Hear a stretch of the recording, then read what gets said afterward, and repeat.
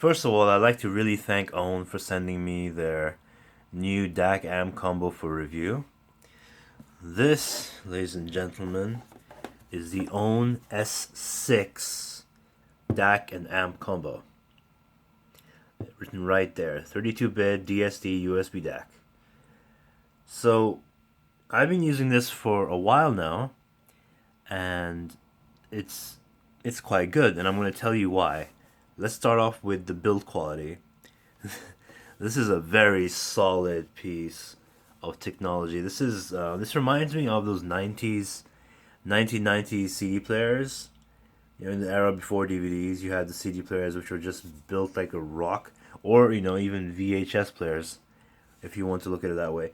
Just a little bit more of a sleek design. I believe this to look quite a bit better. I really like the volume knob on it too, and the little dots around it to indicate big incremental changes. Now, let's get for the front. Now you can see I'm struggling with this a little bit because I have to pick it up and move it around, but let's look at the front of it first. You have a 1/4-inch jack right here and a balanced output. I've been primarily using the balanced output, but I have used the 1/4-inch jack with stuff like the VE Zen, which it sounds quite nice with. So Aune is a Chinese company, and I didn't know that much about them, but I talked to Lee from Venture Electronics. He explained to me that basically they're one of the big names in China, and they were one of the first people in China, first companies in China to actually go ahead and get into this whole hi-fi ordeal about 10, 15 years ago, something like that. And I haven't heard any of their other products besides this and the M1S DAC that I have, DAP, digital audio player. I haven't heard any of their previous series or anything like that. I've heard some people have their issues with them, so I can't really relate because I haven't tried them. This is the first time I've had an Aune product in my possession. So, what did I gauge from it? I'll let you know in a minute. Let's just show you the back first. These are all the different outputs that are available. Now, you've got balanced outputs, normal RCA outputs, AES, coaxial, optical, and of course USB in. And of course the power switch right there, this is the 220 to 240 volt one. So this doesn't have the switching mechanism that my liquid carbon does, where it's pretty much universal. No, you need to pick accordingly to which one you have. So let me just plug this in so I can show you some of the functions. Now this thing is going to be tough because I'm not sure how I'm going to do this. Alright, that works. So right now it's on the headphone function, USB headphones. Now the cool thing about this is, first of all, I just got to say that is very satisfying to turn. I know there's a whole culture of knob loving, but this is the most satisfying knob I've had to touch in a while. Single incremental adjustments. And okay, right now it's displaying that it's a USB input, right? You can switch that around by clicking it once. Back to USB. Now, the cool thing about this, the one thing about this is you won't be able to use the output in the back and the headphone jack in the front. They make you switch it out. So if you're going to use the DAC inside for something else, then you really need to make sure it's selected to line out, which you do by double clicking this. It makes a little click sound, and then you have line out. So the front jack's not working anymore. And when you go line out, you have a different volume apparently. So I just put this on full because that's what you should do with line out. And okay, now let's go back to the headphone mode. That's it. Those are the two settings you select by double clicking the knob, and the single knob is to switch the input. So pretty straightforward and very simple, very nice display. It doesn't look like much right now because in the natural light outside it's kind of blurred out, but it looks quite nice at night. And for something that's all black. That is what matters, right? So the sound of this, how would I describe it? I have to first bring out the first contender of the thing I've been using with it the most is the Focal Elaire set of headphones that have been pretty much my daily driver since I got them back in September. Now, the cool thing about these headphones are they're not hard to drive. I've driven them for portable devices, portable amps that is, not actual portable devices. I've driven them with, my liquid carbon Gungnir combo. I've been driving it with this. What do I hear in terms of presentation? Well, here's one thing. Compared to the liquid carbon and Gungnir, this Aune DAC amp combo provides a little bit more of a thicker sound. I know that may sound a bit strange to some of you who are like, well, the liquid carbon has a thick colored sound, doesn't it? Yes and no. The Gungnir and the liquid carbon put together, they cancel out some of each other's features in a way that I like personally. The Gungnir is a very, I wouldn't say harsh, but it's very, very energetic, let's use that word, in its treble and in its presentation as a whole and control of the bass. While the liquid carbon is a little more laid back, a little warmer sounding. So they both go together quite well, and I like them with quite a few things that I've tested them with. This, however, is more neutral, but it's a much more refined version of what you would get in something like, let's say, the Bifrost non-multi-bit by Schiit Audio, or the Magni 2. Basically those kinds of amps and DACs. This has a very neutral sound, but it doesn't get bright or glaring at all. Not with this combo at all. With this combo, actually, what I do hear over the Gungnir and the liquid carbon is you hear a bit more bass and a little more emphasis in the low end, which I found quite interesting, because even though it doesn't seem as controlled, as hyper controlled as the Gungnir, there's still a good amount of oomph to the bass in this, which I really enjoy with this. Actually, I haven't really used the Gungnir and the liquid carbon with this since I got it. After I A/B'd them a few times, I decided I like them with the Elaire. I like the Elaire and this pairing quite a bit, so I've been using that primarily.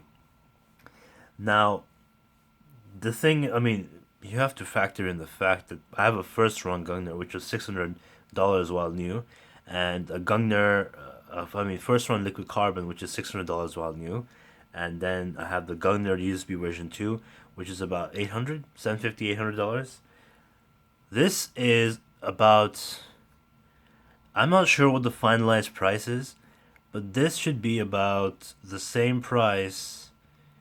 This should be cheaper than both, I think. Definitely cheaper than both put together. Cheaper than the Gungnir. Not sure about the liquid carbon. I'll have to double check with that later. I'll put in a link in the description once they're being sold officially on Aune's website or wherever I can find them. I'm not really sure. I think these go on Amazon too. Yeah, I'm pretty sure I've seen their other stuff on Amazon, so this might end up there as well. So, as a DAC, I find it to be having a bit of richness in the mids. I believe that it doesn't have the air, which is, an important distinction to make. The air and the treble of the Gungnir, it doesn't have that. This has not a laid back, but a more neutral sound overall. A bit of thickness in the mids in terms of there's a bit more depth to the mids, and the bass is elevated. Not really elevated, but it gives you more of a when I'm using my Elaire with this, it gives me more of a subwoofer effect than if I'm using the Elaire with the liquid carbon and the Gungnir, where it just gives me the bass of a headphone, which is a bit more controlled, a bit faster. This, however, has more of the bloom, which can sound very nice with some genres, I must admit. That's why I've been using this recently. So with this pairing, I really like this. I'm not sure exactly what the wattage is exactly. I'll be putting the link in the description to their website listing if it's up. because this is still a very new thing. I'm not sure what the details are exactly. I don't believe it has the most powerful amp in the world. I think they're primarily selling this as a DAC because they do have another another product. I believe it's called the S7, which is a headphone amplifier, balanced headphone amplifier, balanced. What's that balance where you have two prongs? That kind of headphone amplifier as well. That is supposed to be the headphone amp to this DAC. So I'm not sure if they'll stack. I've seen a photo of them stack.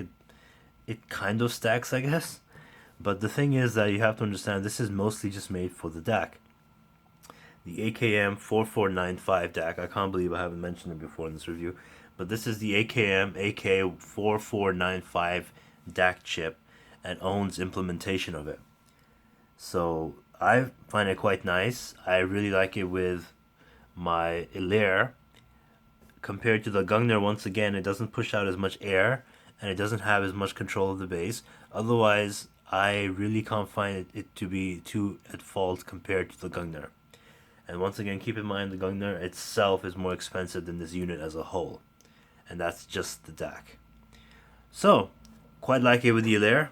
Very nice pairing. Now let me talk about a pairing that I didn't like so much. This is my trusty rusty HD800 by Sennheiser. Now this is Super DuPont modded, which is an important thing to note before I get into this explanation.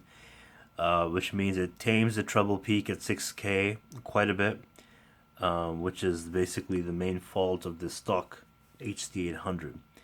However, the HD800, even Super DuPont modded, to me sounds quite problematic if it's coming from a sound signature in a chain, which is too neutral, because then it just doesn't get tamed at all. It doesn't have good synergy with that. This is a very picky pair of headphones. It truly reveals the nature of what you are powering it with. Basically, it's very it takes on the appearance of whatever amp you're using or DAC you're using, that kind of thing. In this situation, what happens is, since the Aune is so neutral sounding, this gives me that feeling that I don't. It's definitely not as treble glared as, let's say, if I use the Schiit Magni 2, or how the people are describing the pairing with the Schiit Jotunheim these days. But it still gives me not the amount of warmth that I like with the HD800. On one hand, that's not a good thing, because you're thinking, well, this is the HD800, good amp pairings for this, few and far between. You need to go out and find them. But on the other hand, you have to understand the fact that this is so neutral that it's not letting this become the level where I enjoy. That's a good thing. That means that this won't color your other headphones at all. My liquid carbon colors the AC800 makes it a bit warmer in the mids. A little bit more bass, just a slight amount. So you can see why I would enjoy the liquid carbon with the HC800, right? But just because I enjoy that with the HC800 does not mean that that is an amp for all purposes. This, however, is an amp DAC for all purposes, because this does not add its own color to the sound. It just it has its own implementation of the DAC chip 4495, but it also has a very neutral sound, and this is the best way I could test that. And yeah, definitely this gets loud enough. In fact, I should probably mention what my settings were. Right now it's at 45 setting on the volume knob. 45, I believe, is quite loud for my purposes with the Ilaire. If I'm using this, it'll get up, I can push it up to, let's say, 60, 65, and it's very loud. Very loud. Very loud, but I don't find the sound to be too pleasing to my ears, simply because the AC800 does not synergize well with DACs and amps that are too neutral. To my ears, they need a bit of color. Besides that, I found that it was driven just fine. No problems there. Just not the best combo in my opinion, but that has more to do with, like I said, the headphone than the amp. So ultimately, I wish I had more. I wish I had all my old headphones around so I could check it some more. I haven't found any shortcomings with this DAC amp combo. I am interested in hearing. Maybe they'll send it to me. Maybe not. The S7 headphone amplifier when it's plugged into this, making a rather large stack. I hope to have some more headphones by that time to test it with, hoping for the ZMF stuff. But I must admit, this is a very handsome piece of kit. It's very old school, but it has an element of new school to it. It's a little bit heavy, very sturdy. Like, this build quality is no joke. This is a well designed aesthetic and build quality. It's very sturdy.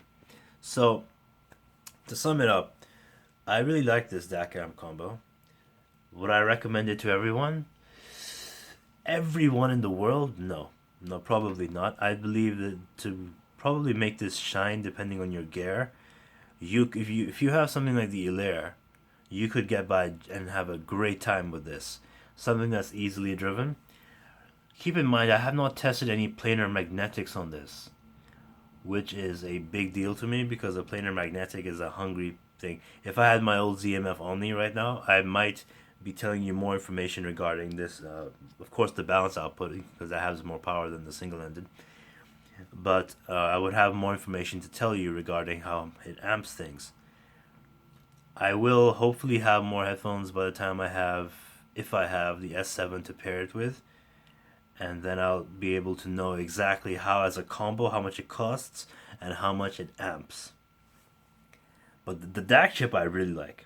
I absolutely like the DAC chip. I believe it's a very different take on the AKM from compared to my Gungnir, which has two AKM AK4399s. The 4495 this one is basically a much more refined version of the 4490 that I've been used to in the past with my Magni 2 Uber and stuff like that. I mean Modi 2 Uber, sorry. So a very nice product. My first impressions of Aune are very nice. I do recommend that anyone out there who, if for some reason was disappointed in their boss products, if you see this at a trade show, do try it out and let me know what you think in the comments.